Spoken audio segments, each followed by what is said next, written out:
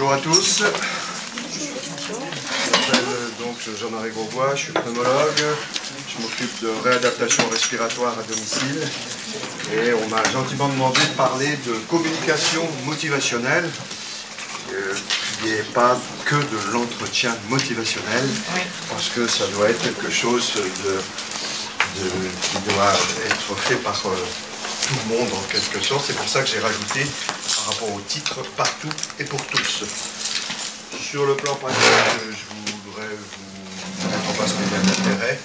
De nombreux liens d'intérêt avec les prestataires de santé à domicile, puisque je développe la réadaptation respiratoire à domicile dans le Nord-Pas-de-Calais, avec une superbe équipe qui est là, de 15 personnes, où on va au domicile pour prendre en soin les patients dans leur globalité.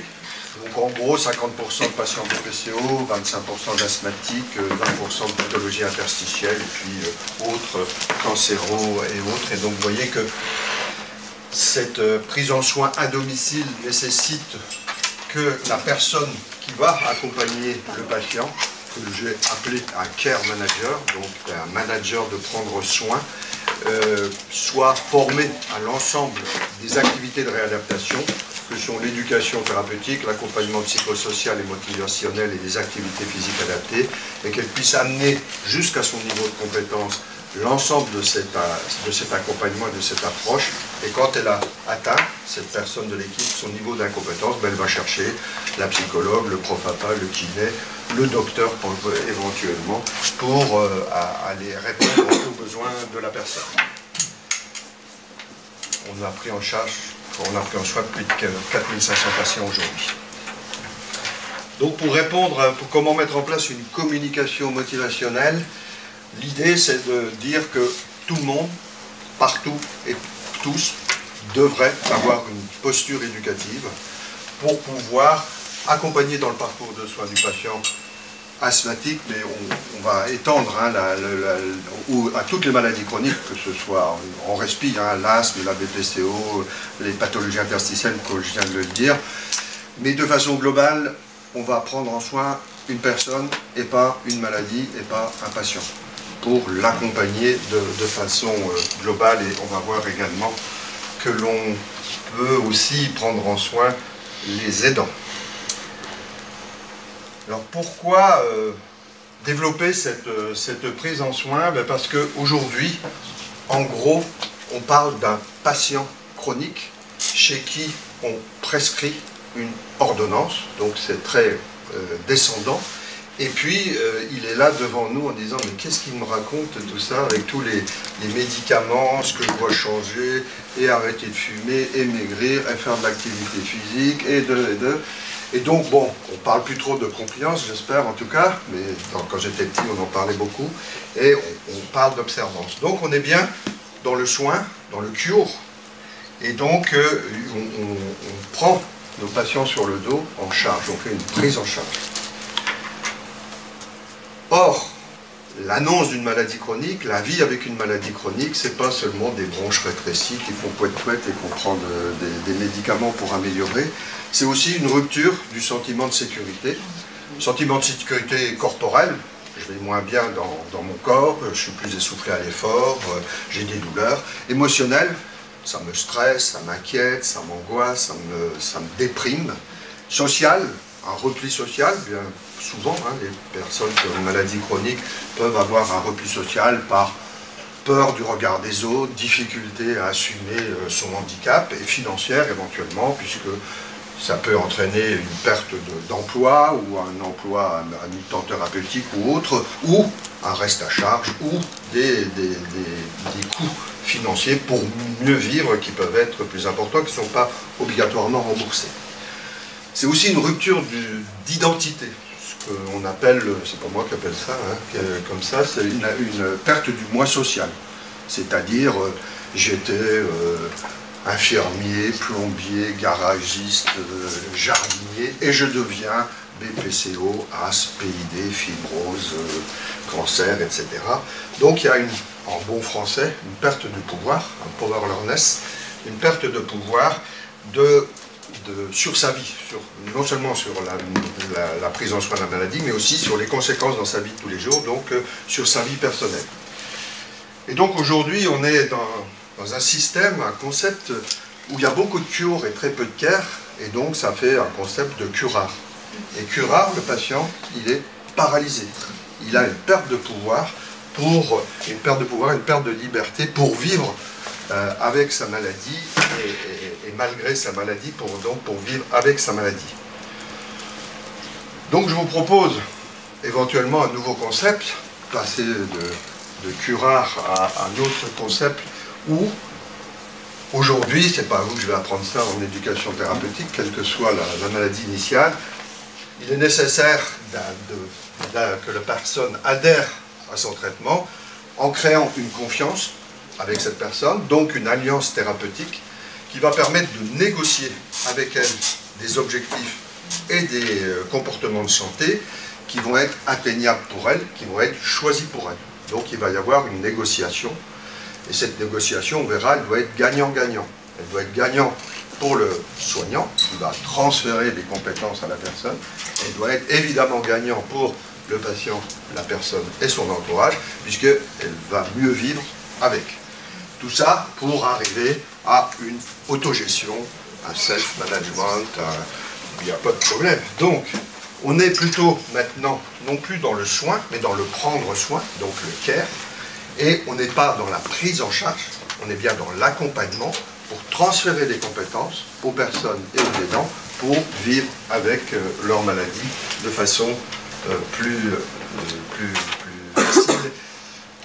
Et donc, c'est ce qu'on appelle la reprise du pouvoir, donc en bon français, l'empowerment, qui a été notamment développé par l'empowerment, qui permet d'avoir un nouveau concept où il y a plus de care, toujours en faisant du cure, donc un nouveau concept qui s'appellerait carrure.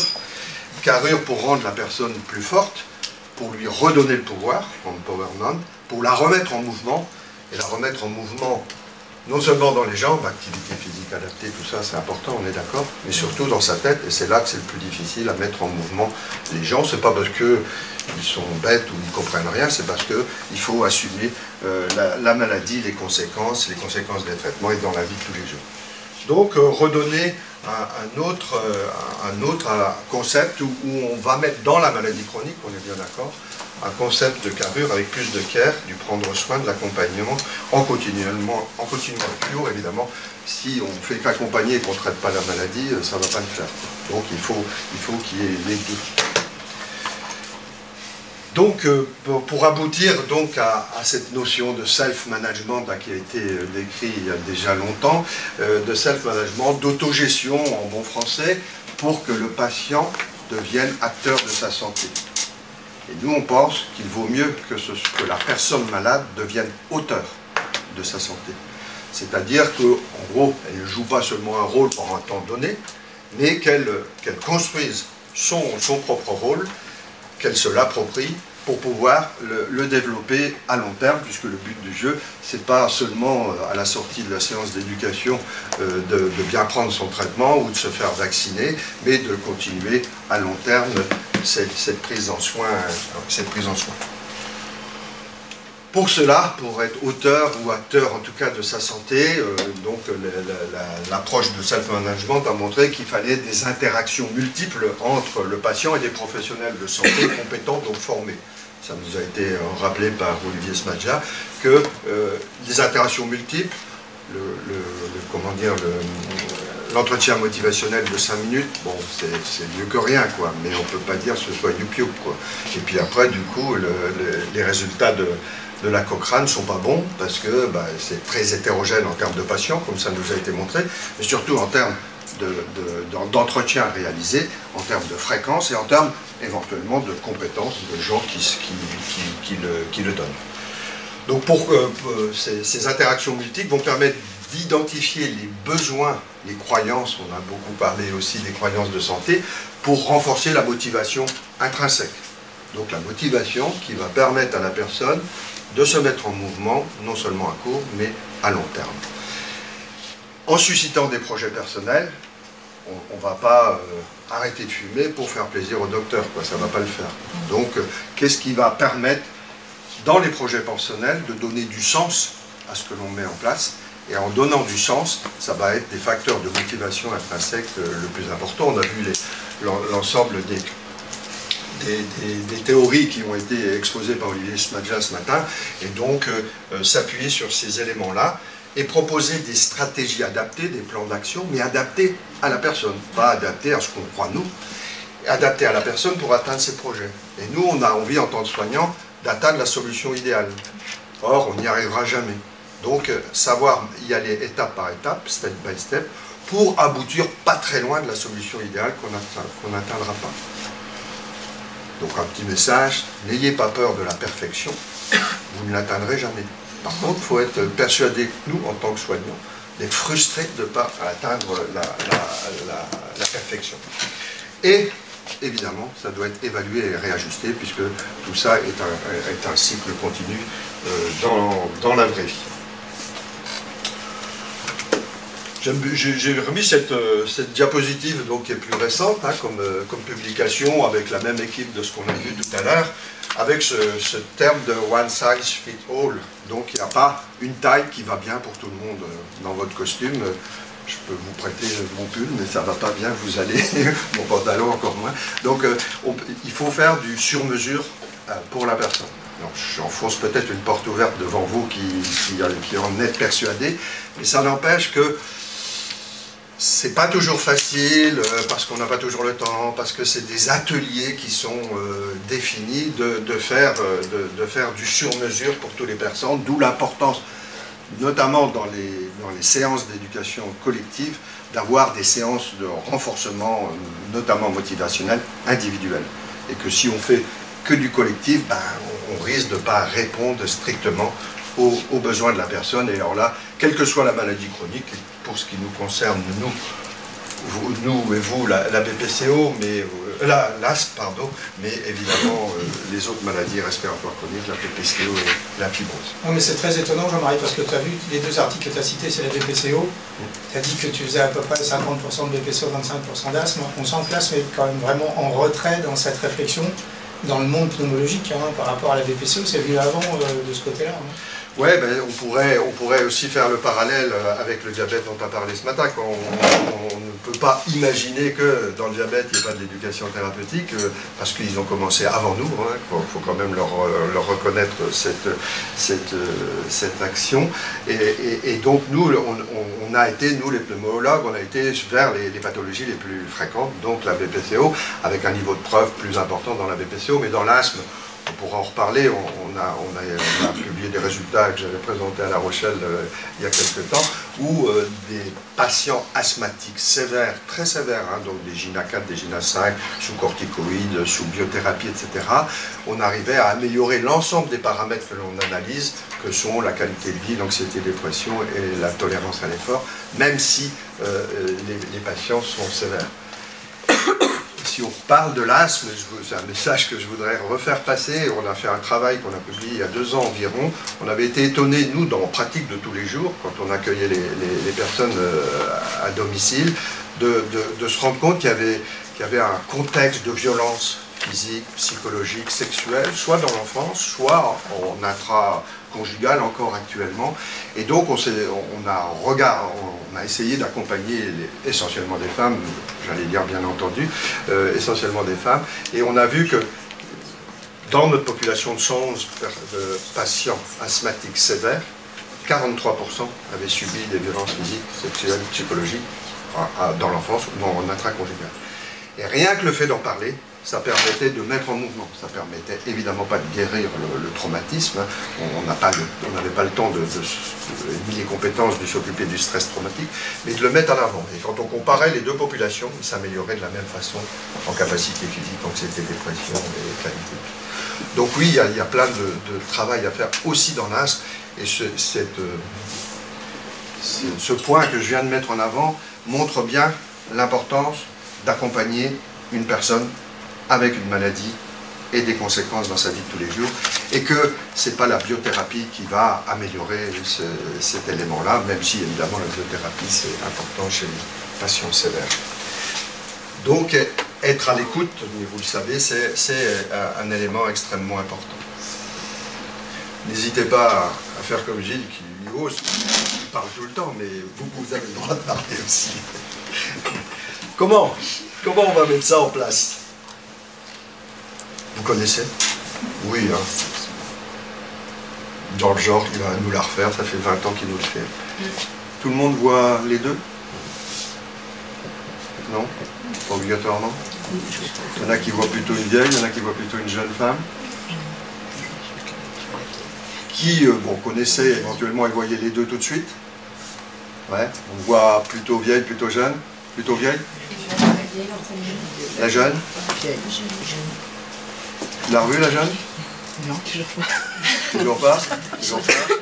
Alors, est-ce qu'il y en a qui peuvent aider? La jeune, elle a en bas de l'image, il y a comme un collier sur son cou. Et après, si tu remontes, tu vas voir elle est de profil, donc tu as son menton. Et après, tu vas remonter sur sa joue et son œil. Il y a son menton. Ouais. Ça, c'est son oreille. Oui, droite. Ça, c'est son nez, c'est ses yeux. C'est comme si elle avait un chapeau avec une plume sur la tête. Voilà, puis un collier avec décolleté. La jeune, d'accord. La plus âgée. C'est horrible. C'est horrible, hein? Incroyable. Bon, ça va, je n'ai pas sorti pour rien, alors c'est bien.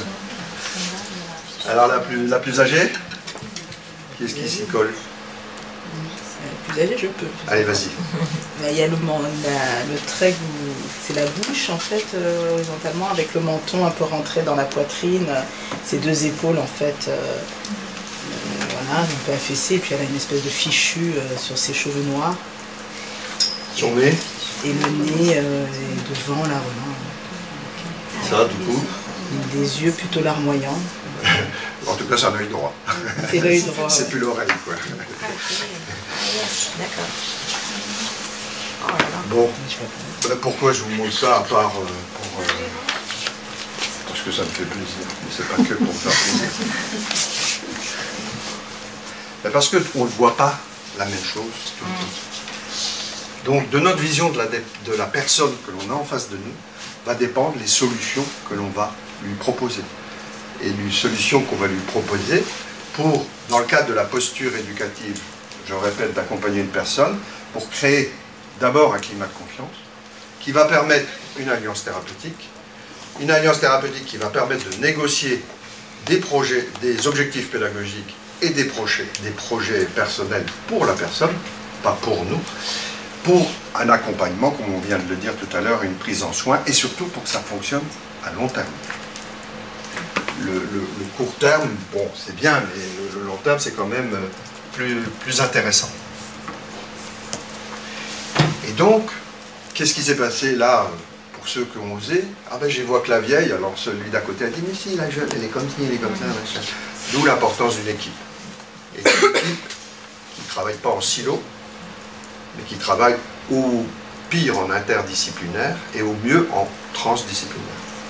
Pour que chaque membre de l'équipe acquiert des compétences de la psychologue, si on va parler de la communication motivationnelle, de la GEF, du kiné, de l'APA, quelle que soit sa formation initiale. C'est pour ça que nous, dans notre équipe, par nécessité, quand on va au domicile du patient, on ne peut pas arriver à vite au domicile du patient avec une piscine derrière pour qu'il nage, donc on y va une seule personne. Et quand on atteint notre niveau d'incompétence, on va chercher l'autre personne. Donc comment? Par deux éléments, si vous voulez bien si vous êtes d'accord. Oh ben ça tombe bien, vous êtes d'accord. Donc on va parler de la communication adaptée, puis on parlera après de la communication motivationnelle. Pourquoi une communication adaptée? Parce que c'est simple de communiquer. Donc ça, on le voit tous les jours. Vous faites ça tous les jours avec vos amis, vos enfants, votre famille, vos collègues et les patients. Entre ce que je pense, ce que je veux dire, ce que je crois dire, ce que je dis réellement, et ce que tu veux entendre, tu crois comprendre, tu veux comprendre, tu comprends réellement, il y a 9 possibilités de ne pas se comprendre.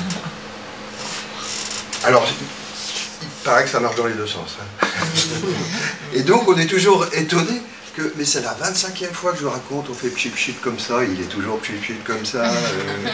Je lui dis l'activité physique, c'est quand même pas compliqué de marcher, de monter les 2 étages là. Bah si, c'est compliqué quand on est essoufflé, qu'on est malade, on ne peut pas monter 2 étages aussi facilement, etc. Et donc, c'est pas simple de le mettre en place. Donc déjà, avoir en tête que, même en faisant un peu attention, quand on est stressé, quand on n'a pas le temps, quand on a 20 minutes de consulte, quand on a, eh bien on a plein de risques de ne pas communiquer de façon efficace. Est-ce que c'est vrai en médecine? Ah oui. Et donc, alors j'ai pris exprès alors je suis pas allé je suis allé au siècle dernier, mais pas encore au siècle d'avant. Mais en tout cas, j'ai pris une référence très ancienne déjà pour dire que ça fait 30 ans qu'on parle de ça, quoi. Et 30 ans qu'on parle de ça, est-ce que dans mes études de médecine, certainement pas, peut-être les plus jeunes, et encore je suis pas sûr, dans vos études, dans vos formations diverses, est-ce qu'on vous a appris à communiquer? Pas vraiment. En tout cas, moi, j'ai découvert ça, alors depuis le temps que je dis 15 ans, ça doit faire 20 ans, j'ai découvert ça grâce à un laboratoire que je ne citerai pas, qui faisait une formation à la communication. Donc, c'est commun en médecine comme dans la vie de tous les jours. Le plus important, et vous le savez sans doute aussi, c'est que les patients ne sont pas satisfaits dans la majorité des cas pour un problème de communication, pas pour un problème de diagnostic, de traitement, mais pour un problème de mécommunication. Et que la communication, on ne peut pas la déléguer. Si on a quelqu'un en face de soi et que c'est nous qui devons le prendre en soin, ben c'est pas l'autre qui est à 10 km après qui va le faire. Donc on ne peut pas le déléguer. Donc il faut qu'on acquiert des techniques pour mieux communiquer avec nos patients. Là encore, hein, c'est pas d'hier, là c'est des Suisses, mais il y a notamment les Canadiens qui ont beaucoup travaillé là-dessus. Il faut qu'on maîtrise un répertoire de comportements de communication. Il faut qu'on s'adapte. C'est à nous de nous adapter. C'est pas à la personne, au patient de s'adapter à nous. C'est à nous de nous adapter, parce que c'est nous qui sommes là pour transmettre des compétences de comportement de santé plus efficaces ou plus adaptées. Et en atteignant nos buts et les buts du patient. C'est pour ça que c'est une négociation, patient-soignant, personne accompagnant, gagnant-gagnant. Comme je le disais tout à l'heure, il faut que le patient il gagne en allant mieux et que nous on y gagne parce qu'on a fait notre job en transférant des compétences utiles pour la personne et pas seulement des compétences qui nous font plaisir. Ça vous va? Alors, pour de façon pratique, un outil éventuellement que l'on peut utiliser, le schéma de la personne que vous voyez là, c'est la personnalité, on est d'accord? Il y a le comportement, donc l'écorce externe, ou la partie émergée de l'iceberg, c'est ce qui est observable. Et puis à l'intérieur de la personnalité, il y a quels sont les outils avec quoi la personne fonctionne, ses compétences, ses intelligences, émotionnelles notamment, les formations et l'éducation qu'elle a pu avoir, et puis qu'est-ce qui la motive, qu'est-ce qui fait qu'elle se lève le matin? Ben parce qu'elle a des expériences, des croyances, des valeurs qu'elle veut mettre en place. Et donc ce que je vous propose de regarder très rapidement, c'est cette partie émergée de l'iceberg en utilisant un outil qui s'appelle l'outil DISC, qui veut dire dominant, influent, stable et conforme. Et cet outil part de travaux de Stone, là, Mark Stone, que je n'ai pas connu puisque c'était en 1928, qui a comment dire, décrit les émotions des gens normaux. Normaux dans le sens, pas de problème psychiatrique. Et à partir de ces éléments-là, pour faire rapide, il a montré 4 grands types de comportements observables de façon extérieure. D comme dominant rouge. En gros, leur slogan, ça voudrait dire « faisons-le maintenant ». Vous voyez, dans votre entourage, des gens, vous leur dites « ah, ça serait chouette qu'on fasse », vous n'avez pas fini la phrase, ils sont déjà partis, quoi. Donc c'est des gens qui vont vite, qui sont moteurs, qui vont droit au but, qui sont des gens de challenge, qui ont besoin d'avoir des objectifs, de les atteindre, de repartir. Et s'ils se plantent, c'est pas grave. C'est pas un problème, ils reviendront en arrière. Donc faisons-le maintenant. Ils veulent dominer la situation, pas obligatoirement dominer les autres, mais dominer la situation. Les jaunes, influents, jaunes, faisons-le ensemble. C'est-à-dire qu'il faut que ce soit avec les autres, que ce soit convivial, que ce soit fun, qu'il y ait des outils qui soient YouTube et pas trop de texte, tout ça. C'est pas grave s'il y a des gens de labo, mais en général, les flyers des labos, il y a 15 000 lignes, ah ben si je l'ai dit, il y a 15 000 lignes et puis on met 3 smileys et on se dit, ouah c'est chouette, ils vont tout, c'est rigolo, j'ai mis un smiley. Bah ils lisent pas les gens. Vous savez qu'en termes d'éducation, je le dis quand même, c'est pas grave, mais un bouquin, enfin un flyer ou une brochure quand elle est ouverte, donc c'est déjà que 10% des cas, si le patient le lit, il va retenir 10% de ce qui a été écrit. Donc c'est bien comme support, etc. Mais c'est de l'information et c'est pas de l'éducation. Eux, ils ont besoin de tout ça. Stable, vert, je suis dans une situation qui me va globalement et qui convient à mon entourage. Je ne veux pas être déstabilisé. Ne m'embêtez pas avec des nouvelles choses. Je veux bien changer, mais on y va calmement. Il ne faut pas ici me brusquer. Faisons-le correctement. Je suis d'accord pour changer, mais j'ai besoin d'un cadre. Petit 1, je fais ça. Petit 2A, petit 2A, petit 2B, petit 3. Et puis nous tous, on veut aller plus vite, donc on passe de 1 à 3. Donc ils font comme ça, et puis... Mais on fait le 2A, et puis là, on a perdu du temps. Donc le fait de comprendre un peu ces éléments-là, en tout cas, nous, on l'utilise tous les jours, depuis 15 ans. Là, c'est vrai, depuis 15 ans, 20 ans même. Et très clairement, ça nous permet de poser moins de jugement de valeur vis-à-vis des personnes qui ne sont pas de notre profil, et ça nous permet de moins nous fatiguer, de mieux comprendre la personne. Qui est-ce qui va le plus vite là-dedans? Plutôt à gauche, plutôt sur votre droite, plutôt sur votre gauche? Ceux qui vont agir plus vite, qui vont bouger plus vite. À droite. Ouais, plutôt ceux-là. Ce que Jung, hein, c'est pas lui, mais ce que Jung dirait des extravertis.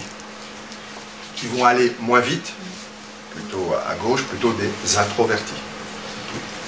Je rajouterais juste que c'est aussi intéressant pour le soignant de savoir où est-ce qu'il se positionne. C'est pas que c'est intéressant, c'est indispensable. C'est indispensable qu'on sache, nous, si on est comme ça, parce que ça va être plus compliqué de communiquer là, ou qu'on est comme ça pour compliquer de dire. Et c'est pour ça que je dis, ça nous permet de poser moins de jugement de valeur. Genre, on va pas le dire ici, mais le gros mou, le gros machin, et qui prennent des jugements de valeur, alors que c'est pas notre mode de fonctionnement. Le rouge, il voit le monde avec des lunettes rouges. Donc, si on ne connaît pas ça, on peut se dire, bah, il est bête, il ne voit pas comme moi, il ne voit pas le monde en rouge, qu'il le voit en vert, ou qu'il le voit en bleu. Donc c'est intéressant de connaître ça. Et ça, cet outil-là, depuis Marston, ça a été développé essentiellement dans les RH, les ressources humaines. Ouais, enfin, on est nécessairement un mélange de tout ça, avec une variation en fonction du moment. Enfin, c'est pas... Alors, pas obligatoirement en fonction du moment. On a les 4 couleurs, mais on démarre plus ou moins dans le mauvais jour ou dans le bon jour, selon le moment, comme tu dis, selon que tu as fait la fête la veille, tu as fait une garde, tu t'es engueulé, tu n'as pas le temps, il y en a 15 qui attendent dans le donc oui. Mais ça, on n'a pas le temps de voir tout ça, bien entendu, c'est pour ça que j'ai mis que cette diapo, mais c'est un élément important de savoir. Tu serais quoi là, au vu de ça? C'est bleu, je crois. Ouais, bam. Gilles. Ouais, je pense que je suis bleu. Et puis Un peu rouge. un peu. Par contre, il n'y a pas de case procrastination, c'est un problème. Ben, un peu là, mais on peut tous... Enfin, eux, ils procrastinent moins, eux procrastinent plus, eux, pour ne pas être déstabilisés, eux, parce que ça ne rentre pas dans un cadre précis, dans un processus précis. Et ce que je voulais vous dire, on a publié deux articles là-dessus, quel que soit le profil comportemental, à l'issue de 2 mois, de 8 semaines de stage de réadaptation respiratoire à domicile, une visite par semaine pendant 8 semaines, donc 8 visites en tout, l'ensemble des paramètres, qualité de vie, anxiété, dépression, capacité physique, sont améliorés chez tous ces patients-là, quel que soit leur profil. Et pourquoi? Parce que nous, on s'est adapté au profil de l'autre. Et c'est hyper important. quand on arrive à domicile, mais, ou avant la consultation, ou avant. Si vous connaissez ça, si vous êtes là et que vous allez rencontrer un là extrême, vous vous mettez en condition pour aller chercher du bleu si vous êtes hyper jaune, quoi. Et on a les 4 couleurs à des degrés différents. On n'est pas monochrome. Et donc ce que je disais, ben, celui-là, il a du mal à comprendre celui-là, et celle-là, il a du mal à comprendre celle-là. Parce que là, ça va à toute vitesse, on appuie sur le bouton, ils sont partis, et là, pop, pop, pop, on ne va pas me déstabiliser, on va le faire tranquillement. Donc très rapidement, là encore, hein, à faire avec eux. Être direct, centré sur le sujet, objectif, résultat, concis, brillant, et hop, on se casse. Voilà, peine de tourner autour du pot, d'y passer des plombs. Là, c'est l'inverse. Être patient, prévenant, adopter son rythme, solliciter son opinion, laisser du temps pour répondre. Là encore, hein, vous aurez les diapos, enfin je ne sais pas comment c'est distribué, mais les diapos seront là. Et à la limite, qu'est-ce qu'il ne faut pas faire pour un rouge? Ça. Qu'est-ce qu'il ne faut pas faire pour un vert? Ça. Donc vous voyez, alors pourquoi on a utilisé cet outil-là? Parce que c'est relativement simple à s'accaparer.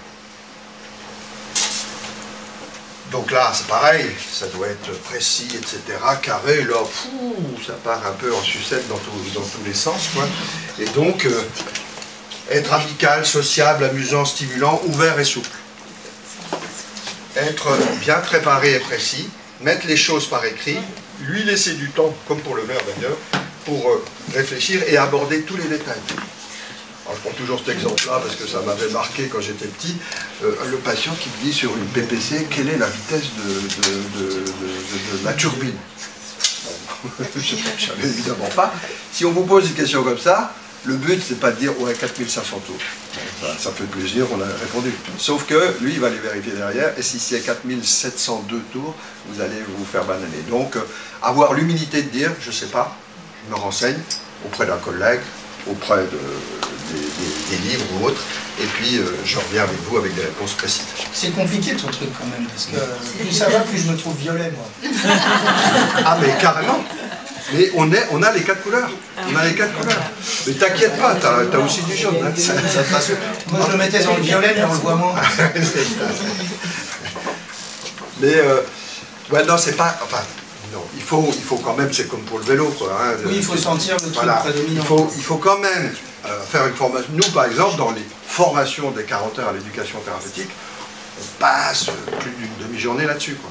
Et tu sais, tu dis avec un labo, en fait, ce qu'on avait fait avec un labo une fois, c'est qu'on avait été filmé en consulte, et en fait, on s'aperçoit qu'il y a cette adaptation, finalement, avec la consultation, à partir du moment où il y a quand même l'écoute du patient, parce que si tu n'écoutes rien, tu t'adaptes à rien, et en fait, que tu le perçois intuitivement, et effectivement, on n'a jamais été formé à ça, mais l'adaptation, elle est obligatoire, en fait.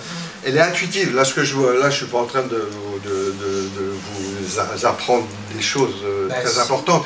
C'est juste que si, avec ça, comme je disais, on se prépare, on pose moins de jugement de valeur et on est moins fatigué à la fin et on est beaucoup plus performant. Et il faut savoir qui on est nous. Donc si tu es surtout comme ça, bah, là ça va pas aller assez vite et ça va t'agacer. Si tu es surtout comme ça, bah, là ça va être trop précis, etc. et ça va t'agacer. Et inversement, quoi. Donc être préparé, c'est important. Si vous deviez me donner une couleur, au vu de ce qu'on vient de raconter là. Ouais. Alors je vais vous faire du non-verbal. Il est important de voir ce qu'il y a à mettre en place parce que c'est comme ça que ça se passe. Il est important de mettre en place ce truc parce que vraiment c'est sympa et vous allez voir. Oui, alors ça c'est vraiment très important parce que je pense que ça va être bien pour vous et votre entourage. Il est important que vous mettiez ça en place car petit 1 c'est comme ça, petit 2, petit 3. Ok, donc là dans la salle il y a 92% de bleu. Moi Jaune. Jaune fluo. Dans le bleu, pourquoi tu dis du bleu? Parce que je mets des diapos. Et pourquoi je mets des diapos? D'abord, elles sont un peu colorées, avec des images, des machins. Et si j'ai pas de diapos, alors je sais pas où j'en suis. Mais là, on est parti jusqu'à minuit ce soir. Donc j'ai encore combien? Allez, 5 minutes. 5 minutes. Allez, on avance. Une communication motivationnelle personnalisée, donc ça vous connaissez, donc ça va pas être très intéressant, important. Pour Chaska, hein, ça nous a été montré ce matin. Alors, nous on utilise intention plutôt que contemplation, mais bon, c'est la même chose. Moi, ce que j'ai retenu globalement quand même dans cette affaire, c'est qu'en pré-intention, en pré-contemplation, c'est pas trop la peine de passer du temps avec les gens parce que ils fument et c'est très bien parce que ça leur permet de se détendre, d'avoir un côté convivial, etc. Et vous pouvez y aller 50 000 fois là. Alors, je ne suis pas tout à fait d'accord avec ce qu'il a dit. West, je crois qu'il faut marteler un peu. Plus on le martèle, plus ils se sauvent, hein, les gens. Donc, et puis après, toujours penser aux rechutes et aux faux pas. En tout cas, même s'ils ne nous le demandent pas, ils nous le demandent, quoi. Donc trouver le non-verbal, ce qui n'est pas verbalisé pour les patients. Donc Miller et Rolnick, on en a beaucoup entendu parler. Nous on s'appuie beaucoup là-dessus. Pourquoi? Parce que dans les années 80, je m'intéressais déjà à la motivation, mais la moitié de la salle n'était pas née, donc voilà, je suis désolé. Et puis parce que dans ces bouquins-là, ils donnent des techniques de communication motivationnelle. On ne peut être motivé que si on en a envie. Donc s'il y a un désir et s'il y a des raisons. On ne peut être motivé que si on s'en sent capable. Donc quelle est l'énergie que je veux bien mettre en place là-dedans? On ne peut être motivé que si on a aussi le changement qui devient une priorité et un besoin. Si on n'a pas ces trois critères-là, ça ne marchera pas. Donc on peut être là, leur montrer tout ce qui va bien, poète, machin, etc., l'activité physique, les escaliers. S'ils n'en sont pas capables, à la fin, ils ne le feront pas. S'ils n'en ont pas envie pour X raison ou pas complètement, ça ne le fera pas. Et si ce n'est pas un besoin, une priorité pour eux, ça ne le fera pas. Donc à nous de nourrir, dans l'approche comportementale, la communication motivationnelle et pas seulement l'entretien motivationnel. Ça me va bien un entretien motivationnel. Un entretien motivationnel fait aujourd'hui 6 juin et le suivant le 6 juin 2032, ça ne va pas le faire, quoi. Et c'est pour ça qu'on parle plus de communication motivationnelle pour tous, les intervenants dans le parcours de soins du patient, que ce soit des soignants ou des patients, des patients experts, et partout, donc dans tous les domaines. Ça tombe bien, j'en ai plus que pour 2 heures. les techniques que vous connaissez, donc 4 principes fondamentaux. On a parlé de l'ambivalence ce matin, l'empathie, rouler avec les résistances. Ça ne sert à rien de lutter contre la résistance, parce que plus on va donner des arguments pour dire il y a qu'à, faux con, etc., plus la personne va trouver des contre-arguments et va s'auto-persuader que c'est mieux. Donc résoudre l'ambivalence, faire preuve d'empathie, rouler avec les résistances, soutenir le sentiment d'efficacité personnelle, donc valoriser même les petits succès, les petits résultats. En termes de technique, bon, vous connaissez tous ça, hein, les questions ouvertes, l'écoute réflexive, donc avec la reformulation, la valorisation, on l'a vu, savoir faire des résumés et des synthèses, et surtout, ou aussi, savoir se taire. Parce que c'est toujours compliqué. Je sais plus, il y a plein d'études, hein, chez les médecins notamment, parce que c'est bien de taper sur les médecins, mais chez les infirmières ou les autres soignants, c'est pareil, on ne laisse pas laisser parler les gens assez longtemps. Donc savoir se taire, ça s'apprend aussi. Ça, c'est un copain à moi, Pascal, je ne sais pas si vous connaissez, qui dit « On se persuade mieux pour l'ordinaire, pour les raisons qu'on a soi-même trouvées, que pour celles qui sont venues dans l'esprit des autres. » D'où cette négociation gagnant-gagnant initiale, en partant de ce que la personne veut, de ce qu'elle a envie, de ce qu'elle peut faire dans son environnement pour pouvoir se mettre en mouvement et avancer. Je voulais juste passer très rapidement sur les aidants, parce que dans l'accompagnement d'un malade chronique, d'une personne avec une maladie chronique et souvent des maladies chroniques, l'aidant est un élément important dans la dyade, que ce soit dans le couple, ou bien enfant, ou bien autre. Et donc il y a des témoins qui ont parlé en novembre dernier au Sénat sur au cours de la de la demi-journée santé respiratoire France sur les aidants. Nous, les soignants, quand on diagnostique une BPCO, un asthme, un cancer, machin. En gros, la durée de vie, entre guillemets, c'est un certain temps, puisqu'on a très peu de possibilités de dire